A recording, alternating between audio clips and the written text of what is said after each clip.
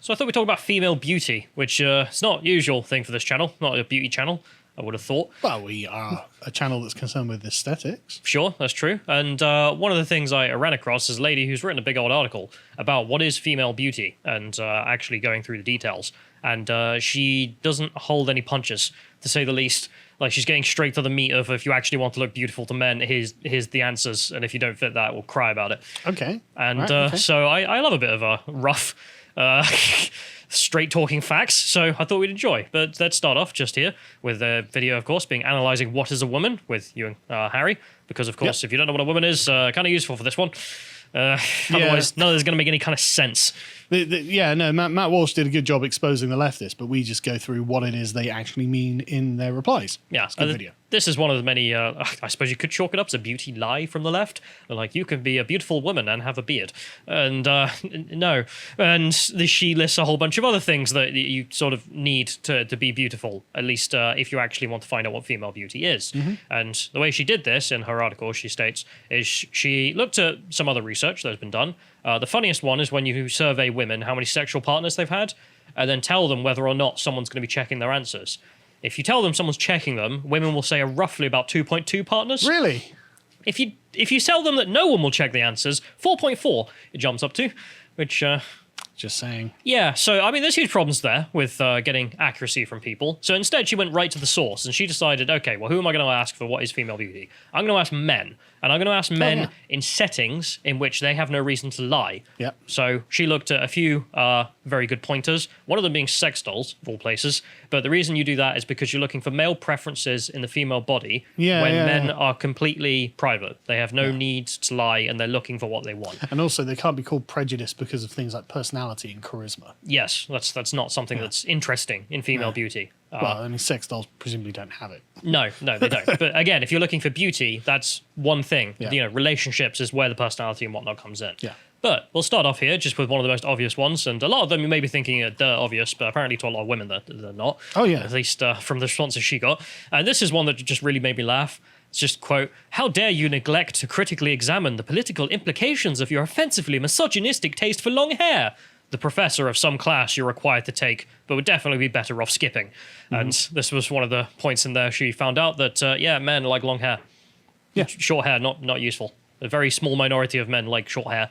And just think of every classic beauty you can think of, and it's long flowing hair. Yeah. Because it's an indicator of health and fertility. There's also some ratings about how long it should be, which we'll get to later. But of course, I should mention as well, before someone says, oh my God, sex dolls, it's not just that. She also looked through male preferences in regards to attractive women in modern life, in magazines, into cartoons, Just of all places. honestly, we talked about this before. Just look at the cover of men's magazines. Yeah. Was it Kelly Brook? When I was a young man, Kelly Brook was the archetype, right? Well, she is the quintessential hourglass figure. Kelly. Right? She has a large bust, she has a narrow waist, and she has wide hips. And she's a pretty girl.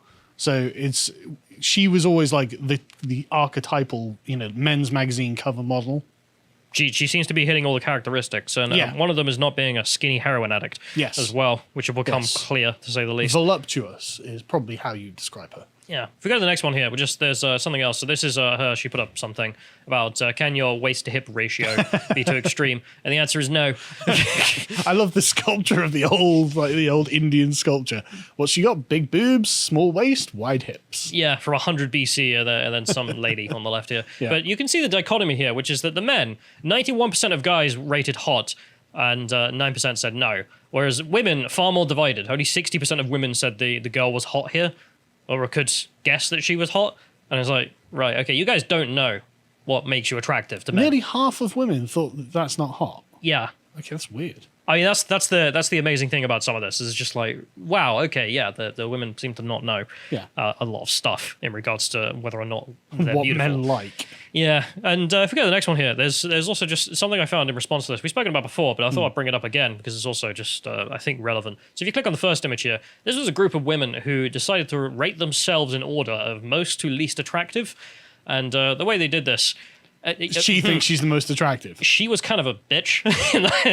Well, I'm not even, just I don't know anything about her personality. I mean, just from the way she's standing, I could believe it. Yeah, well, the point wasn't to use personality. It was just because they had to actually rate each other. They had to talk to each other. Yeah. And she was quite domineering about the fact that she thought she was attractive. And haha. So I would put probably 4, 3, 5, 1, 2. Right. All right. Well, that's very similar to what the men who did come in the Oh, room is it? sort of rated. Not exactly, of course. There are male preferences for such things. And that's the point here, which is these group of men who came in rated it this way, and I saw a lot of people arguing their comments about who should be where. Certainly number 3 I'm not so happy about. But there's... switch those over at least. Yeah, and there's obviously male preferences for certain things, and that's something she will find in her research. But it's also obviously true that men can get a lineup and not do a terrible job. At least nowhere near as bad as the women do, for sure. I also did note that someone did mention, like, the girl at number 5 there, like, she's the only one who's actually put on a nice dress. Yeah. Which is kind of just another point as well. But anyway, let's go to the next one here, because here's the thread on female beauty. Some of this might be a bit lewd, but, I mean, it's about female beauty, so it's kind of the point for that as well. So you can see the images there, some old, probably Indian image again, and then modern day woman who is attractive. It's like, there you have it. A lot of things in common. Yep. Some things never die. But if we go to the next one here, there's some just the funniest parts she mentions that I think we're going to enjoy. So the first image here is of some like runway models. If you can give a click on that one. There you are. Can you even imagine calling these attractive women? Yeah, images displayed prominently by the world's largest clothing retailers. Ladies, you can look like this. Yeah, but why would you want to? And this is the point. This is made for a female audience. This is not made for a male audience. But then it's kind of diluted as to if you actually wanted to make beauty. Oh, this is the same with like Kate Moss back in the 90s, where it was a heroin chic, where it was just be as skinny as possible. And like all the women were like, oh my God, look how thin she is. And all the men were like, wow, look at Kelly Brook's massive. Yeah. Like nobody cared. Like it's actually absurdist. But this is made for women's eyes, you could argue, Yes. and the retail as well. And that's the point, which is they're not looking for female beauty. But there are a lot of women apparently who look at something like this and think that's female beauty, or that the runway models are female beauty, and that's something you should emulate. A big no. It's not. I don't think I could get a bigger no. At least not from my man's position. Yeah, she writes in here, if you go to the next image, she says, the fashion industry uses tall, ultra-thin models to impress and intimidate customers. The tactic increases clothing sales, but these models aren't the best example of beauty. Yeah, no S. Similarly, paid beauty writers and influencers make their money from advertising fashion and beauty products. The conflict of interest discourages them from giving accurate advice. But what's the incentive here? Because surely making women look more like the sort of ideal that men want for women would be making them more successful with men, and therefore would incentivize them to buy your products more, rather than trying to make you look like a scarecrow rake crossover. Yes, if you had the female audience sort of, let's say, tuned for that.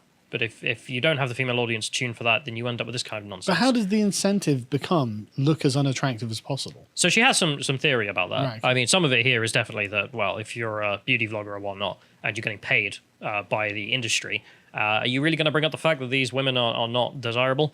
I mean, how did they get the money? But also, you're a woman, so you might not even see it. You may think this is something else. I have seen people say that, as she writes, there's an aspect of intimidation to make it sell. So the low-angle camera, the fact that they're meant to look more classy, but it's like, that's not desirable, though.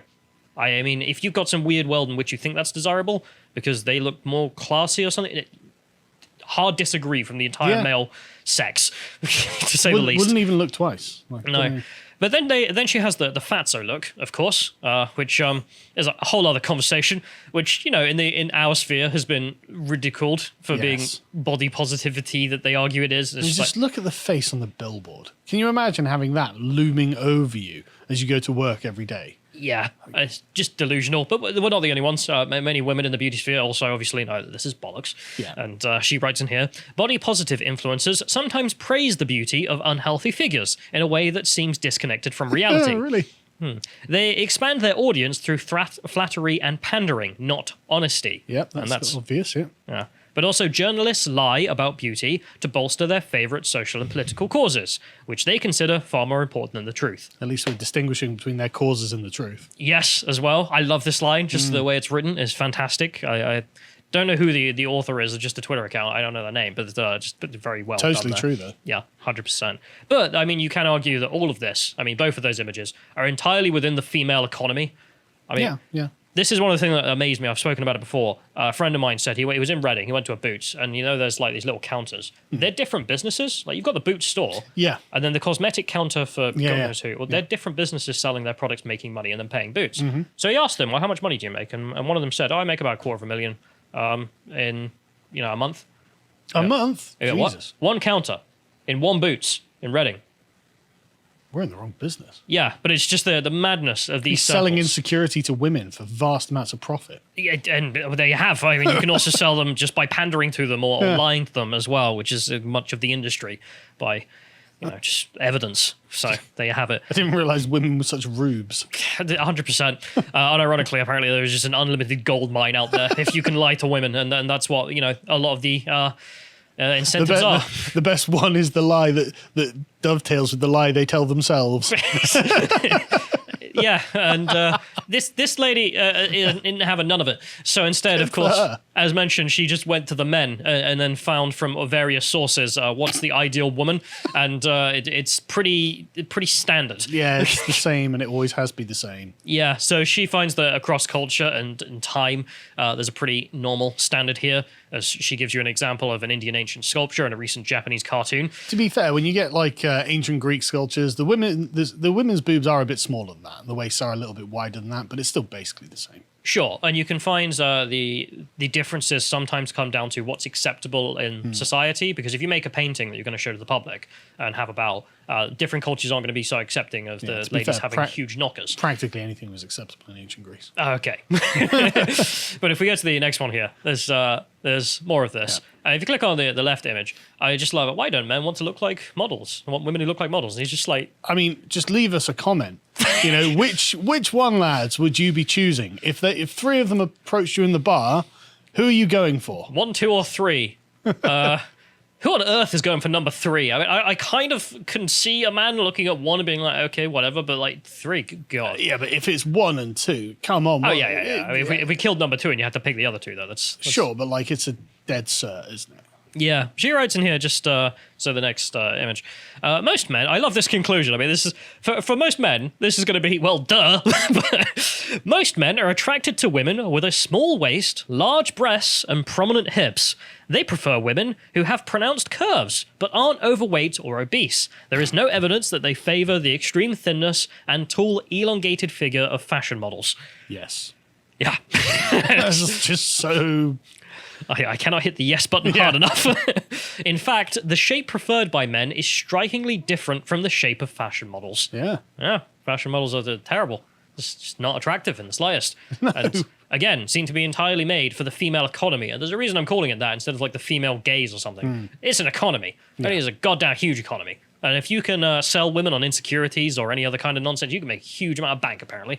So, Callum's just discovered Don Draper. yeah, which is just why I imagine that some of this hasn't transferred over, and why, if you want to look good, here's how to look good, is not something that's actually told to women. Instead, lies are told. But if we go to the next one, there's also just the rears of women as well, which she makes some research in. Pure research, lads. That's why you're watching this video. Let's go to the first image there so we can just read out some of the text.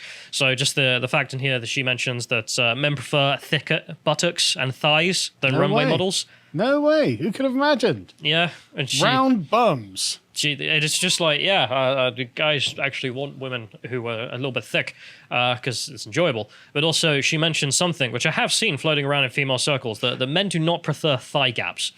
What? You know what thigh gap is? Yeah, I do, actually. Yeah, but it's not the preference. No, thick thighs save lives, Callum. Yeah, 100%. And I have seen many women trying to get thigh gaps or making posts about how to obtain a thigh gap, and I'm just like... Who told you about the thigh gap? Why? For what purpose? No man was like, I can't see between your thighs. No. There's no light between there. Not enjoyable. There's also, I think in the next image here, which is just kind of funny, frankly, it's just like, many men like this pose. And it's just like, okay. I wonder why. Yeah.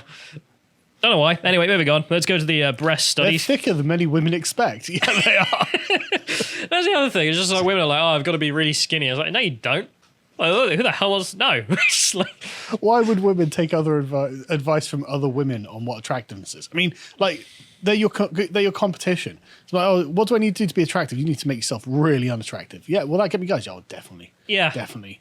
But I mean, there definitely is a huge contingent of women who fall for that. And, Yeah, apparently. I've run into some of them in my life who are just like, oh yeah, I'm too fat. It's like, no, you ain't. But there's also breast size, of course, which again is Look at the, interesting look at research. the graph. Small, medium, large. But there's some interest here because, of course, huge is not desired. Yeah, funnily yeah, enough. yeah. I mean, there is a peak at which men go nah, and it's a very sharp fall off. But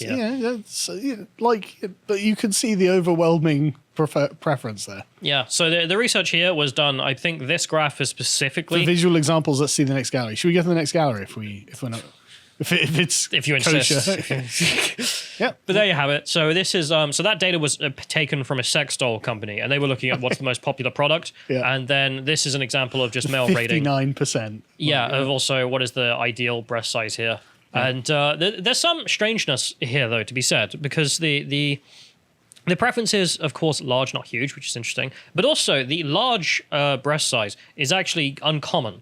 So the 21%, the one before that, is Probably the most common. Is far more common. But it's strange because if there's an abundance of women with a characteristic, even if men are happy with that characteristic and would be appreciative of that characteristic, because it's in abundance, men don't value it as much. Whereas the larger breasts, which are rarer, are therefore also valued more, even though it's not ideal, but because there's a scarcity of it. Yeah, women's bodies are subject to supply and demand. 100% as well. Right, okay. However, once it gets to too big, men just don't care. They're just not interested. So there's that as well. She ends up going on to about the fact of is bigger better? And she's like, yes, ladies. Most of the time, yeah. Pretty much all the time, except when you get to higher size. So the research there she found from looking at various sources was that the ideal was around about E to F for the most like popular Ooga Booga. I want to look at that situation, but below that is fine. But too low is obviously not good. And anything into G is just getting ridiculous, and men were not appreciated of, which, yeah, they have that, which is the research done. And also she has some examples of humans as well, instead of just cartoons and sex dolls and whatnot, because also the aspect here was, okay, does this pan to real life? And the answer was yes, which is that this was more preferred, as she had here. I think this was popular search results for Tor as well, to make sure that you weren't biasing the results with previous searches. So... Did some work there. Yep. Anyway, moving on. I mean, I can confirm, to be honest. Yep, same.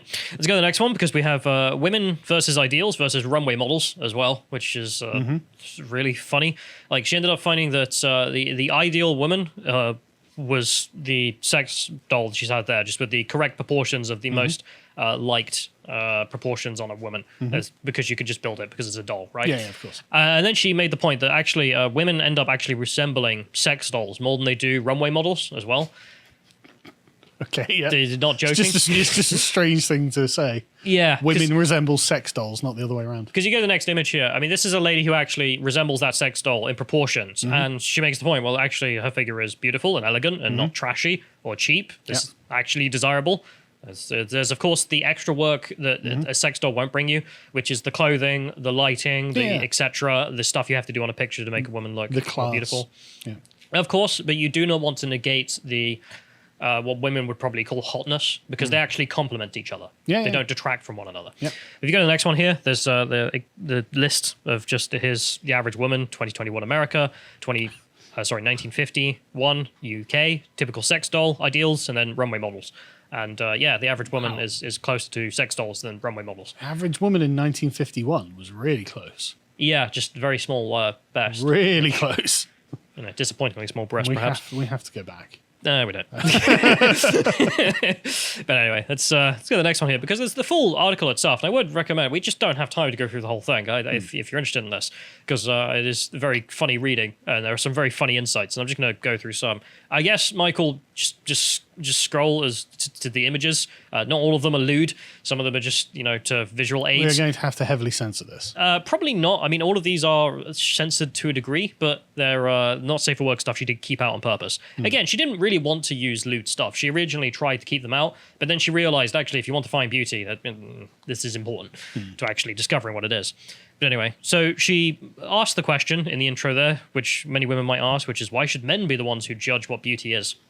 Because we're the ones who are selecting for it. Like guess, ho. Why shouldn't my female friends who don't know what beauty is be the judges? Why shouldn't runway models be the judges? Why should women decide what handsomeness is in men? Well, because you're the ones selecting. Yeah. She also, I don't know if I included it, she gets onto that double standard as well, which is that in media, for men, the images are very well toned. They are very handsome men, and there's a very specific desire that women have that is represented.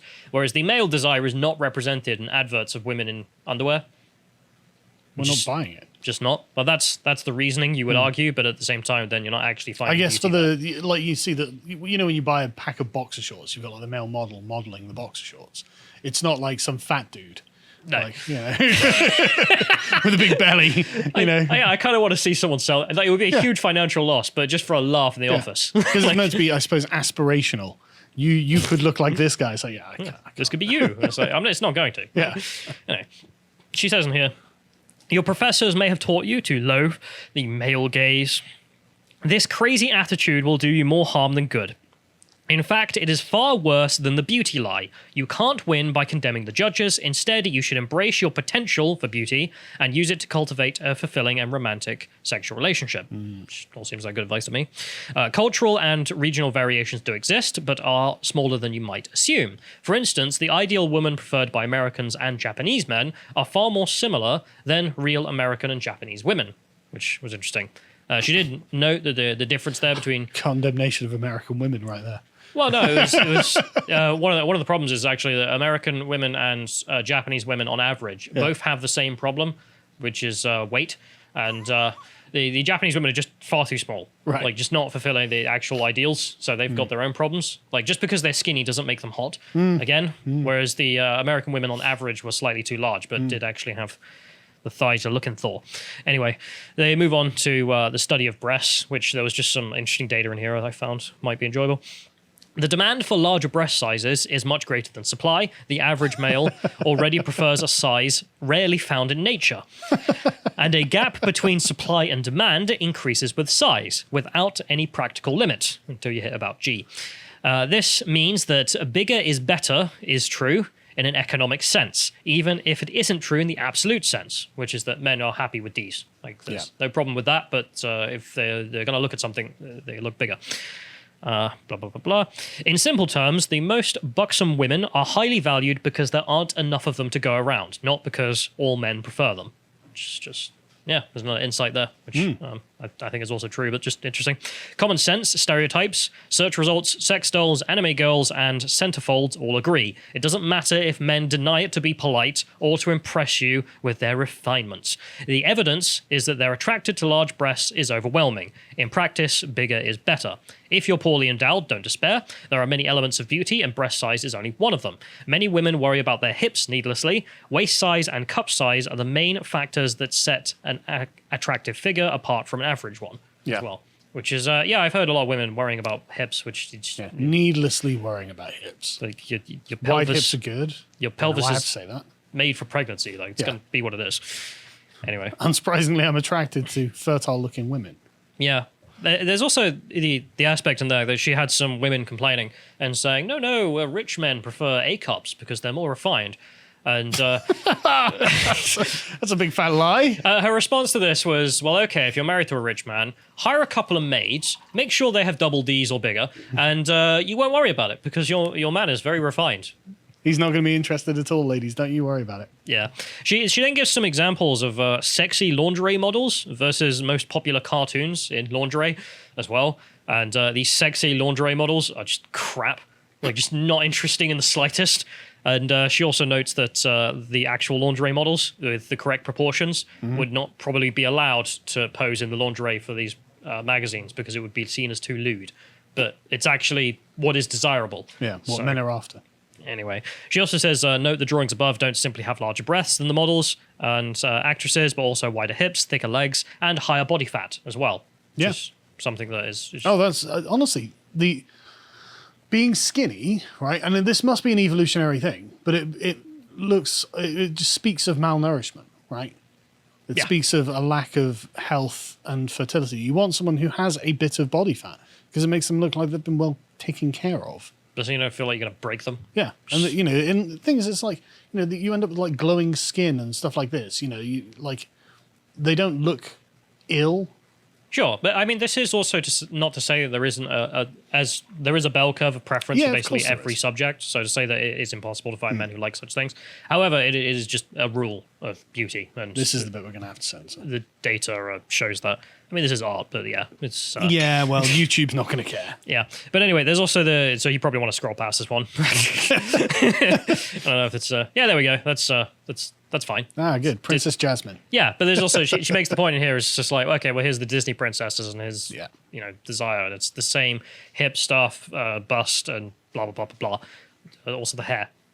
Keep me in mind. However, the whole higher body fat thing, she does obviously make the point. Is just like, yeah, not body positivity though. Don't be stupid. Which is don't be emaciated, but also don't be spherical. Yeah. She makes some conclusions, and I thought we'd go through this. The voluptuous hourglass figure is preferred by so many men. It's a well-known stereotype, but oddly excluded from magazines and media that address the topic of fashion and beauty for women. Because it makes women feel insecure. That's why. It makes them feel insecure. They're like, yeah, but my waist is literally twice as wide as the 1950s housewife you're trying to model. So I feel insecure. And so now I feel that I have to change. And if there's one thing modern society tells women, it's that they're perfect as they are. Yeah, which isn't useful. And also the idea that the ideal you see on the cover should make you feel insecure and therefore that doesn't make any sense. Like, the ideal is an ideal. You are not going to achieve it. By definition, that's the point in the ideal. And therefore, like, if you don't have one of the things, that's not a problem. The point is, can you improve your potential in one aspect or another? But women have been told that they don't need to. Yeah, it just doesn't help. Anyway, the narrow and skinny ideal that replaces both is less attainable and also less attractive as well. That's also true. Self-evidently. Like, really hard to attain the weird runway model look, and also a real bad idea to do anyway. So just there's that. Some women feel compelled to make excuses for the errors of the beauty industry. It's Stockholm Syndrome, she writes. They claim that a boyish figure is what women really want, and their rail-thin models are necessary to put clothes on to display them properly. These defenses are absurd, she writes. Again, I mean, I'm not in the beauty sphere, to say the least, so if you got any complaints for her, not me, in this regard, but I would probably agree with her in... Hey, ladies, don't you want a boyish figure? Okay. Why would you? She says it's a verifiable fact that many and perhaps most of the top fashion designers aren't attracted to women. Yeah. Oh, yeah, a lot of them are gay, actually, aren't they? Yeah, she brings that up. That's a great point. And, this is an aspect which I think is also true. Yeah. She says it would be unreasonable to assume that this has no impact on their tastes, and also unreasonable to assume their tastes have no influence on their work. That's a great point, because if the fashion industry was run by straight men, it would look like a loaded magazine cover. Yeah, I mean, the men may take it too far in some regards. May, yeah. Like, you want to have that's the thing of her research. Like, you don't actually end up with, like, the ridiculous proportions of, like, something you may find in the gutter, but instead actual female beauty in regards to real women with those proportions, and therefore that's why I'm taking this one, because I value it as well. This is the difference between Japanese and American women there that she brings up. But she then lists like a 4chan post, a bunch of Wikipedia entries of early life for all the beauty designers, and there's also something to be said for that, though, which is not that the gay beauty designers don't know what a beautiful woman looks like, but they don't know what a hot woman looks like, and they're not combining the two. I mean, again, you can be elegant and beautiful, but if you don't have any sexual appeal, then no one's going to look at you. Yeah. And it's not that the sexual appeal detracts from the beauty, it complements it. And this is something she has to apparently keep hitting the drum on. I tell you, I definitely want the Minoan snake goddess waifu. Yeah. I don't know what she's doing. Killing snakes. Yeah, but why is her breast out, like? Why wouldn't her breast be out? All right, fine. Anyway, she goes on to talk about the feminist... demonstrate her fertility, obviously. Yeah, she talks about the feminist double standards. She gives some Calvin Klein models, male Calvin Klein models versus female Calvin Klein models. And problem there. Supply and demand, we've already gone over.